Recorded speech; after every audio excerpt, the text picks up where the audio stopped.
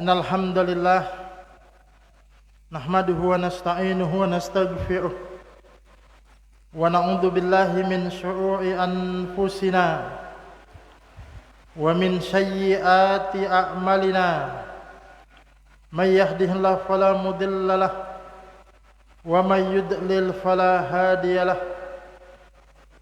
Asyhadu an la ilaha illallah wahdahu la syarika lah wa asyhadu anna Muhammadan abduhu wa rasuluhu la nabiyya ba'dah. Allahumma salli wa sallim wa ala alihi wa sahbihi wa man tabi'ahum bi ihsanin ila yaumiddin. Amma ba'du. Alhamdulillah, jamaah yang dimuliakan oleh Allah Subhanahu wa taala, kembali kita awali pengajian kita dengan bersyukur kepada Allah Subhanahu wa taala. Tak lupa salawat dan salam semoga senantiasa dilimpah curahkan kepada nabi kita Nabi Muhammad sallallahu alaihi wasallam, keluarga, sahabat dan pengikut-pengikut beliau, umat-umat beliau, dan mudah-mudahan kita bagian daripada pengikut-pengikut beliau, umat-umat beliau tersebut. Jamaah yang dimuliakan oleh Allah Subhanahu wa taala, malam ini kita kembali melanjutkan pembahasan kita terkait dengan rukun-rukun salat. Sebelumnya kita sudah membahas niat, termasuk rukun salat yang pertama. Yang kedua adalah berdiri jika memiliki kemampuan. Yang ketiga takbiratul ihram. Yang keempat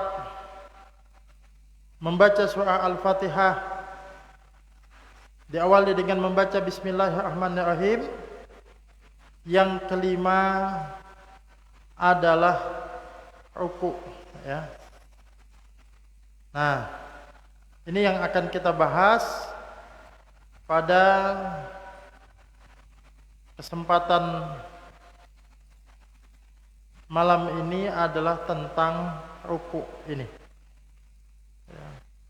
Rukun salat yang kelima, yakni ruku'. Tentang ruku' ini disebutkan dalam banyak riwayat, termasuk juga di Al-Quran. Wa'ra'u ma'ar raki'in, dan rukuklah bersama orang-orang yang rukuk. Sebagaimana saya menjelaskan sebelumnya, jika bagian solat itu disebut lalu kemudian makna dari penyebutan itu adalah solat, menunjukkan bahwa itu adalah rukunnya. Seperti kita, ya, sebut misalnya sujud, seperti kita contohkan. Kalau kita ngomong ke orang, ini terlepas dari hadis sudah banyak kita sebutkan, ya. Kalau ada masalah tuh bawa sujud aja. Yang kita maksud sujud itu bukan semata sujud, tapi yang dimaksud itu sujud itu adalah salat. Ya. Kenapa sujud itu disebut mewakili salat? Karena sujud ini penting di dalam salat karena dia rukun. Ya. Atau yang sebelumnya juga kita bahas tentang berdiri. Ya. Berdiri di dalam sholat itu juga istilah qama, ya, berdiri itu juga adalah bagian daripada sholat dan dia bagian penting. Bagian penting di dalam sholat. Makanya terkadang Allah Subhanahu wa taala menyebut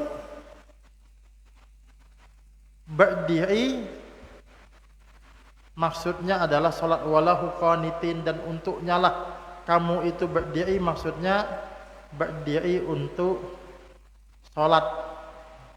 Kenapa berdiri maknanya sholat? Karena berdiri tadi itu adalah sesuatu yang sangat penting sekali. Ya.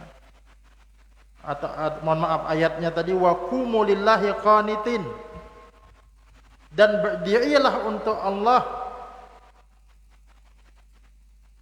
dalam salatmu dalam keadaan khusyuk. Wa qumu lillah, dan berdirilah untuk Allah. Di situ bukan asal berdiri. Yang dimaksud berdiri di situ adalah salat. Begitu juga ya, diperintahkan dalam konteks pembahasan kita, diperintahkan untuk ruku. Yang dimaksud ruku di situ adalah salat. Ya. Jadi yang dimaksud ruku di situ adalah salat. Nah, jamaah yang dimuliakan oleh Allah Subhanahu wa taala, berkaitan dengan ruku ini sebagaimana saya sampaikan tadi, di samping disebut di dalam ya ayat-ayat, ada satu hadis juga yang dari Abu Mas'ud Al-Badai radhiyallahu an. Ya. Nanti bedakan antara Abu Mas'ud dengan Ibnu Mas'ud, atau orang yang berbeda. Ya. An Abi Mas'ud Al-Badai, berarti dia ni ahli Badar, ikut perang Badar sahabat ini. Radhiyallahu anhu, semoga Allah meridai beliau. Qala an-nabiy sallallahu alaihi wasallam, bahwasanya Nabi sallallahu alaihi wasallam bersabda, la tujzi'u salatu rajuli hatta yuqima dhuharahu fi ruku'i was sujud. Kata Nabi, tidak sah salat seseorang sampai dia meluruskan punggungnya ya, saat ruku dan sujud. Jadi di sini bisa kita ambil kesimpulan, ruku yang benar sebagaimana ruku yang dicontohkan oleh Rasulullah sallallahu alaihi wasallam adalah punggung Rasulullah saat ruku itu terbentang lurus, sehingga jika dituang air atau diletakkan gelas di atasnya, di atas punggung beliau, maka niscaya air itu menetap, tidak jatuh atau tidak tumpah. Ditutup lurus. Makanya ruku itu bukan dengan mendongak sedikit, bukan juga menunduk, tapi diupayakan lurus. Itu ruku. Dan ruku ini jamaah yang dimuliakan oleh Allah Subhanahu wa taala penting. Jangankan meninggalkan rukunya. Ya. Tidak sungguh-sungguh saja di dalam ruku, itu disebut di dalam hadis itu pencuri dalam sholat. Jadi suatu ketika Nabi pernah bersabda, ini diriwayatkan oleh Imam Ahmad. Kata Nabi, sejahat-jahat pencuri adalah orang yang mencuri dari sholatnya. Apa yang dimaksud? Mencuri dari sholatnya. Bukan mencuri orang sholat, dia datang ngambil tasnya orang. Ada juga Pak begitu Pak. Datang ke masjid, tahu masjid-masjid pinggir jalan ya. Masjid-masjid pinggir jalan, orang sholat, dia sengaja ngintai. Ya. Begitu orang sholat, dia beraksi. Itu bukan mencuri dari sholat, mencuri waktu orang sholat. Itu dosa juga. Ya. Saya pernah di satu masjid mau pengajian, laptop hilang Pak. Ya kayak gini sudah. Waktu itu memang naruhnya di samping. Ya. Waktu itu panitia nyiapkan slide. Begitu slide-nya itu sudah terpasang. Saya sholat sunnah, panitia nyiapkan slide-nya. Saya nengok kiri kanan, mana tasku ini? Kayaknya hilang sudah ini. Ya betul hilang. Itu ada juga orang sholat dia mencuri. Tapi yang dimaksud dari hadis ini bagaimana? Nah, para sahabat akhirnya bertanya. Kata para sahabat, wahai Rasulullah, bagaimanakah mencuri dari sholat tersebut? Ya. Nah, bagaimana yang dimaksud atau apa yang dimaksud mencuri dari sholat itu? Rasulullah Sallallahu Alaihi Wasallam berkata, dia tidak sempurnakan ruku dan sujudnya. Jadi tidak menyempurnakan ruku dan sujud itu adalah bagian daripada pencuri dari sholat. Cepat-cepat maksudnya. Nah, oleh sebab itu, jamaah yang dimuliakan oleh Allah Subhanahu wa taala,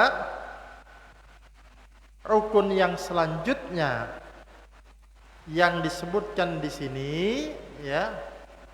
Tadi rukun yang ke-5 adalah ruku. Rukun yang ke-6 adalah tumakninah di dalam ruku. Kenapa kok dipisahkan oleh penulis di sini? Supaya kita mengingat yang rukun itu bukan asal ruku. Kadang ada orang ruku tapi tidak tumakninah di dalam ruku. Ya. Nah, ini rukun iman rukun salat yang selanjutnya. Tumakninah.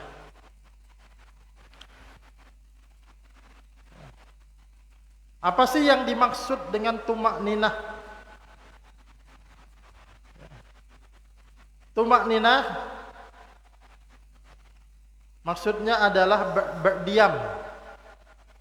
Berdiam diri pada kondisi ruku yang sempurna sampai seluruh anggota tubuhnya pada posisi yang pas dan kadarnya waktu minimal 1 kali mengucapkan tasbih.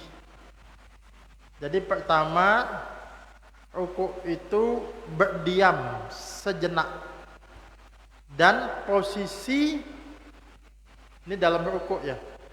Posisi anggota tubuh itu pas diam sejenak. Berapa lama? Minimal sempat mengucapkan subhanallah baru bangkit. Tasbih seukuran itu. Walaupun membacanya sunnah, baca doanya, tapi baru bangkit sami Allahu liman hamid. Kan kalau ada orang tuh yang apa ya, kayak otomatis kayak ada PR-nya Pak salat. Allahu akbar sami Allahu liman hamidah. Ya. Pasnya dia Allahu akbar. Kok sejenak sami Allahu liman hamidah. Bangkit itu yang disebut dengan tumakninah. Ya. Nah, di dalam hadis-hadis tentang sholat, Rasulullah Sallallahu Alaihi Wasallam menyebutkan tentang tumakninah ini bukan hanya secara umum. Nabi tidak hanya menekankan tumak ninahlah kalian di dalam sholat, tapi di dalam gerakan-gerakan sholat Nabi menyebutkan tentang tumak ninah itu. Salah satunya adalah ketika ruku ini. Kata Nabi di dalam satu hadis berkaitan dengan al-musi'u sholatahu. Ya. Hadis al-musi'u sholatahu itu adalah hadis yang menjelaskan orang yang salah sholatnya, yang pernah saya ceritakan waktu itu. Ya. Nah, hadis itu hadis yang panjang. Jadi hadis orang yang salah di dalam sholatnya itu, Nabi duduk di dalam masjid, ada orang datang, dia sholat. Ya. Setelah sholat dia mendatangi Nabi, lalu mengucapkan salam. Nabi menjawab salamnya, lalu Nabi mengatakan irji fasalli fa innaka lam tusalli. Kata Nabi, ulangi sholatmu karena kamu belum sholat. Padahal Nabi ngelihat dia sholat tadi. Ya. Nah, sahabat ini balik lagi, sholat lagi dia, datang lagi menemui Nabi. Nabi tetap mengatakan, kata Nabi, irji fasalli fa innaka lam tusalli. Ulangi sholatmu karena kamu belum sholat. Padahal sholat tadi, rukuk dan sujud dia. Sampai ketiga kali Nabi tetap mengatakan irji fasalli fa innaka lam tusalli. Kata Nabi, ulangi sholatmu karena kamu belum sholat. Lalu akhirnya sahabat ini mengatakan, ya Rasulullah, aku tidak bisa sholat yang lebih baik dari ini, tolong ajarkan kepadaku. Lalu Nabi mengajarkan beberapa poin. Salah satunya adalah perkataan Nabi, kata Nabi, summa yarka'u hatta tatma'inna mafasiluhu. Ya. Kata Nabi, kemudian di dalam hadis itu, kemudian beliau dia ruku hingga tumak ninah. Ya. Tenang persendiannya, anggota-anggota tubuh menetap pada tempatnya. Jadi ruku bukan asal ruku, tapi ruku dengan tumak ninah. Al-Hafidz Ibnu Hajar ya, di dalam Fathul Bari mengatakan, hadis ini dijadikan dalil akan wajibnya tumak ninah dalam rukun-rukun sholat. Nah, jadi tumak ninah itu ada di dalam setiap rukun sholat. Cuman yang menjadi garis bawah juga diantaranya ketika ruku. Kenapa? Karena ketika ruku inilah banyak orang yang nanti sama sujud juga, banyak yang lewat. Makanya tadi Nabi mengingatkan jangan jadi pencuri dalam sholat. Ya ini tadi, ya, pencuri dalam sholat itu di dalam apa? Di dalam ruku dan sujud. Karena dua tempat itulah, ya, dua tempat itulah orang yang kebanyakan lalai lewat. Tadi saya katakan ada orang yang kemudian Allahu Akbar, sami Allahu liman hamidah itu kayak otomatis tuh, Pak. Ya kalau yang masih sehat, yang khawatir, yang begini ini yang jadi imam. Ya. Dia mungkin imamnya sehat, otomatis dia, Pak. Allahu Akbar, sami Allahu liman. Yang ngikut makmumnya sakit pinggang. Ya.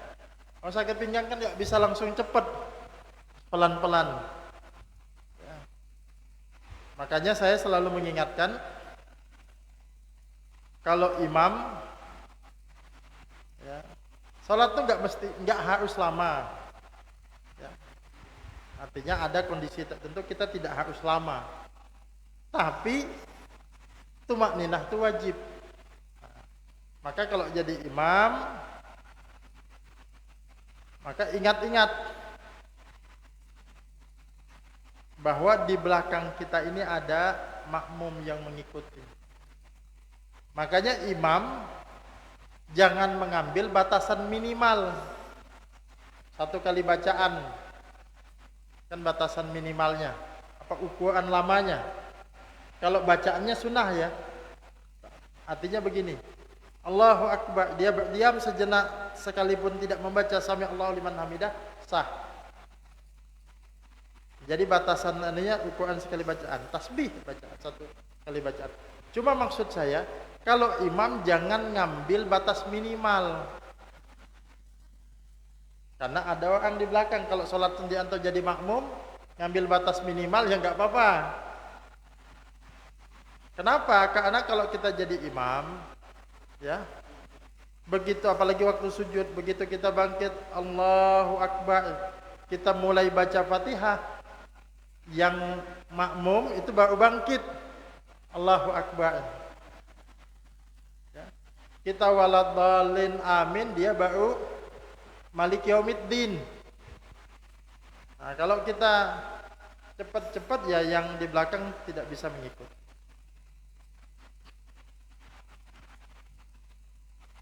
Ya, jadi itu rukuk.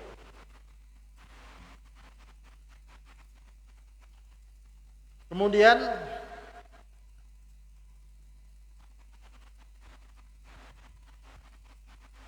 yang ke-7 dan 8. Ini kita gabung. Rukun ke-7 itu adalah i'tidal. Ya. Rukun ke-8 adalah tumakninah dalam i'tidal. Apa sih i'tidal itu? I'tidal itu adalah bangkit dari rukuk dan berdiri tegak, artinya berdiri tegak setelah rukuk. Nah, hadis tentang i'tidal ini sama tadi. Hadis kemudian dia rukuk sampai kembali ke tempat, tulang kembali kepada tempatnya. Kemudian Nabi mengatakan tsumma irfa. Kemudian dia mengangkat, bangkit, menegakkan hatta ta'dila qa'iman. Ya, sampai dia ta'dila qa'iman, berdiri dengan tegak. Jadi i'tidal itu rukun. Ya.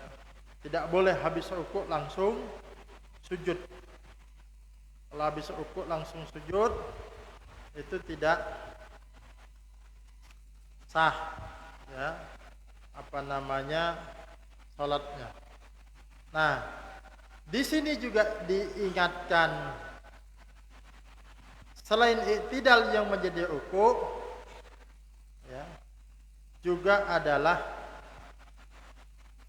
apa, tumakninah di dalam i'tidal. Kadang ada orang tadi saya katakan rukuk, Allahu Akbar, sami Allahu liman hamidah, Allahu Akbar. Ya. Jadi kayaknya tulang-tulangnya itu ada PR-nya, Pak, ya. Ini. Kita enggak begitu. Allahu Akbar sejenak. Makanya lebih bagus sempurnakan baca doanya. Sami Allahu liman hamidah. Minimal Rabbana walakal hamd. Atau dengan beberapa redaksi yang lain. Baru setelah itu Allahu Akbar. Nah, itu. Ya. Karena kita ini sholat, bukan balapan. Ya. Jangan diingatkan tentang tumakninah lalu sholatnya cepat-cepat dengan alasan ada dalil. Dalilnya adalah pastabikul khairat, berlomba-lomba di dalam kebaikan katanya, ya. Salat ini bukan perlombaan.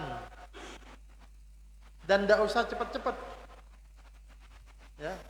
Tidak usah cepat-cepat, maksudnya tidak usah cepat-cepatan salat. Karena salat itu sejatinya, ya, salat itu sejatinya adalah apa namanya, yang lama atau yang bagus. Karena tulul kunut, salat yang bagus itu yang lama. Dan orang kalau cepat-cepat salat itu, Mohon maaf, itu bukan sholat orang yang baik. Yang sholatnya cepat-cepat itu adalah sholatnya orang munafik. Pada asalnya begitu. Kenapa orang munafik itu cepat-cepat? Karena orang munafik ini sebenarnya memang nggak mau sholat mereka. Mereka sholat itu supaya dianggap Islam saja. Karena tadi ketahuan bukan Islam. Makanya digambarkan sholatnya orang munafik itu oleh Allah Subhanahu wa taala dalam surah An-Nisa ayat 142. Kata Allah Subhanahu wa taala, innal munafiqina yukhadi'una Allah wa huwa khadi'uhum wa idza qamu ila sholati qamu kusala yu'auna an-nasa wa la yadhkuruna Allah illa qalila. Sesungguhnya orang-orang munafik itu menipu Allah dan Allah akan membalas tipuan mereka. Dan mereka berdiri untuk salat, dan apabila mereka berdiri untuk salat, mereka berdiri dengan malas. Mereka bermaksud teriak dengan salat di hadapan manusia, dan tidaklah mereka menyebut nama Allah kecuali sedikit. Jadi orang munafik itu tidak mau salat asalnya. Tapi kalau tidak salat ketahuan bukan muslim. Akhirnya salat. Nah, salatnya ini apa tujuannya? Iya, itu ingin diakui oleh manusia. Karena yang penting ingin diakui manusia, salatnya cepat-cepat. Karena salatnya sudah cepat-cepat, apa? Wala yadhkurunallaha illa qalila. Mereka itu tidak menyebut nama Allah kecuali dikit aja. Mereka itu tidak mengingat Allah lagi kecuali dikit aja. Orang munafik. Beda dengan orang mukmin. Orang mukmin itu menganggap salat itu bukan beban. Makanya ada istilah itu, salat itu kebutuhan kita. Ingat, Nabi ketika memerintahkan kepada Bilal untuk mengumandangkan azan, ya, apa kata Nabi kepada Bilal? Kum ya Bilal, bangunlah wahai Bilal, kumandangkan azan. Arif Nabi sholat, istirahatkan kami dengan sholat. Jadi Nabi mengajarkan kepada kita orang mukmin itu sholat itu bagaikan istirahat. Bukan saja mengistirahatkan fisik kita, tapi juga mengistirahatkan jiwa kita. Saya tanya, bapak-bapak atau kita dulu pernah sekolah, kalau istirahat itu Pak, maunya cepet-cepet, ya, maunya sebentar, apa lama? Senang kita tuh kalau istirahat tuh lama. Makanya waktu sekolah dulu, bel yang paling disuka tuh bel istirahat sama bel pulangan. Ditanya pelajaran apa yang paling disukai anak-anak zaman dulu ya. Itu satu pelajaran paling disukai Pak, pelajaran kosong. Ya. Guru siapa favorit? Guru yang jarang masuk. Nah, itu zaman dulu begitu. Kenapa? Istirahat bagi kita itu kalau gurunya nggak masuk kan istirahatnya nambah. Coba gurunya disiplin. Ya, 10-15 masuk. Ya, aduh baru aja istirahat. Karena secara karakter kita senang kalau lama istirahat. Nah, sholat ini kalau benar kita, keimanan kita senang. Kita kalau sholat itu lama, kenapa? Mengistirahatkan jiwa, mengistirahatkan badan kita juga. Nah itu, jadi jangan buru-buru, termasuk diantaranya jangan buru-buru itu. Nah di sini maka adalah tadi iktidal dengan tumakninah. Sami Allahu liman hamidah. Tegak dulu, baru kemudian ya baca doa, kemudian baru sujud. Apalagi menjawab sami Allahu liman hamidah itu bagi makmum itu ada dua cara. sebagian ulama mengatakan, ya, berpendapat ketika imam membaca sami Allahu liman hamidah, makmum cukup menjawab Rabbana walakal hamd atau dengan kalimat yang atau dengan doa yang riwayat yang lain. Tapi sebagian ulama, ya, Imam Syafi'i termasuk saya Albani di dalam sifat salatnya, ya, tetap membaca sami Allahu liman hamidah. Jadi imam baca sami Allahu liman hamidah, kita bangkit sami Allahu liman hamidah, Rabbana walakal hamd. Bisa gitu. Tapi kalau yang pertama tadi, tentu dua-duanya ini boleh. Tapi maksud saya, jangan sampai nanti karena yang pertama sami Allahu liman hamidah kita baca sambil bangkit. Membacanya tidak ada masalah sambil bangkit. Rabbana walakal hamd langsung rukuk lagi habis itu. Belum sempat lagi tulang ini tegak. Kan sami Allahu liman hamidah kita jawab Rabbana walakal hamd belum tegak, Allahu akbar sujud kita. Nah, padahal sami Allahu liman hamidah kata imam, kita kalau mengambil salah satu pendapatnya dari Rabbana walakal hamd, ya, tegak dulu baru Allahu akbar. Ya. Ada orang tadi yang tadi refleks saja. Sami Allahu liman hamidah Rabbana walakal hamd Allahu akbar. Langsung aja. Nah, ini harus kita hati-hati. Kenapa? Karena ini adalah rukun. Maka kita kemudian harus mengingat. Nah, kemudian itu ke-7 dan 8. Rukun yang ke-9, ya, itu juga adalah sujud. Was-sujudu wat-tuma'ninah. Sujud dan tuma'ninah di dalam sujud. Artinya orang sujud tapi tidak tuma'ninah di dalam sujudnya, maka sholatnya menjadi tidak sah. Ya. Jadi sekali lagi, orang sujud tapi tidak tumakninah di dalam sujudnya itu tidak sah.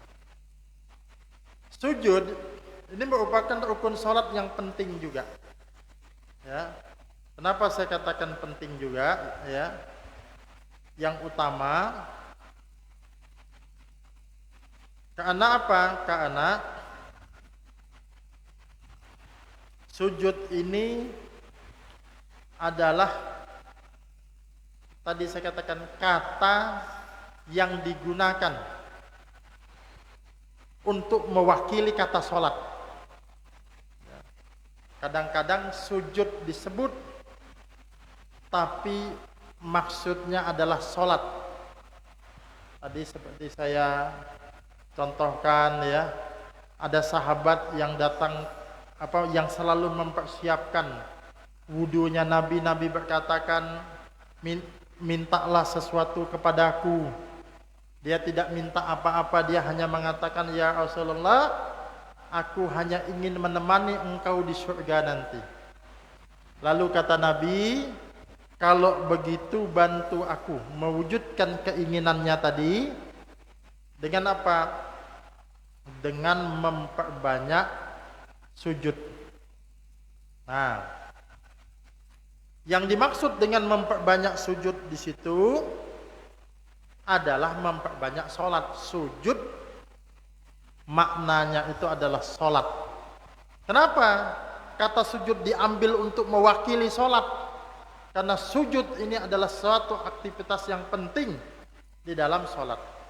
Itu secara umum begitu. Kemudian Nabi juga mengatakan, mengajarkan kepada orang yang salah sholatnya tadi. Kata Nabi, "Tsummasjud hatta tatma'inna sajidan." Tsummasjud hatta tatma'inna sajidan. Kemudian sujudlah, kata Nabi, dan tumakninahlah ketika sujud itu. Ya. Jadi sujud dan tumakninah di dalam sujud. Gimana tumakninah tadi? Allahu Akbar. Berhenti sejenak sebelum mengangkat kepala. Jangan kepala tuh cuma nempel aja. Ya. Apalagi sujud ini ada aturan khusus. Ya. Dan ini harus kita pastikan bahwa aturan khusus ini kita laksanakan. Terkait dengan apa? Ya. Nabi pernah bersabda, kata Nabi, aku diperintahkan bersujud dengan 7 anggota badan. Apa saja itu? Yang pertama dahi.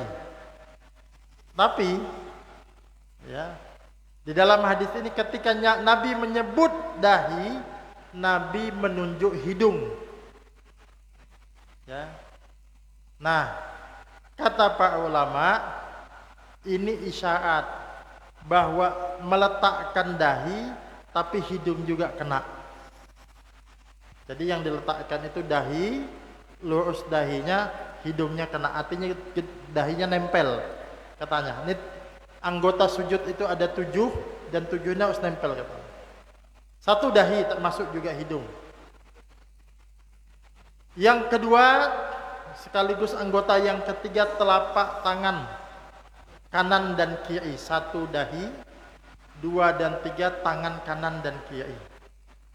Ini enggak boleh sujud sebelah tangan aja. Enggak sah. Dua-duanya harus menyentuh. Nah, kecuali yang memang tangannya cuma 1. Dua-duanya menyentuh. Kemudian apa lagi? 4 dan 5, ini 1 dahi, tangan kanan, telapak tangan kiri. Keempat dan kelima lutut. Lutut bagian kanan dan kiri. Dah mesti kalau lutut, nggak mungkin enggak ya lutut. 6 dan 7 adalah ujung kaki. Ujung kaki itu ditekuk. Ya. Kalau yang tidak ada masalah di kukunya bisa ditekuk dengan baik, karena yang disenang itu adalah semua menghadap kiblat.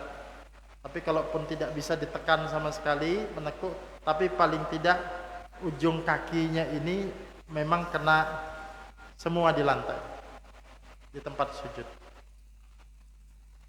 Nah, ini harus kemudian diperhatikan, tidak boleh diangkat ujung kaki. Nah, ini tentang sujud. Dan sujud itu tidak boleh cepat, tadi saya katakan. Ya, sekali lagi gambaran orang munafik, sujudnya mereka itu seperti ayam atau burung yang mematuk. Coba kita lihat ayam atau burung kalau makan tuh matuk kan cuma nempel aja, bangkit lagi, nempel bangkit lagi. Artinya Allahu Akbar, bertahan sejenak, baca doanya, angkat. Nah, apalagi kita memang sebenarnya dianjurkan untuk memperbanyak doa ketika sujud. Malah berlama-lama dengan sujud bagus. Tapi perlu diingat kalau sholatnya sholat berjamaah. Ya. Kalau sholatnya berjamaah perlu diingat. Kalau sholat sendirian kita yang ngatur. Mau lama enggak apa-apa. Itu enggak mesti sujud terakhir. Sujud pertama diperpanjang juga boleh. Sujud terakhir juga boleh. Ya. Nah, cuma saya katakan tadi tidak mesti terakhir, tapi boleh juga yang pertama. Nah,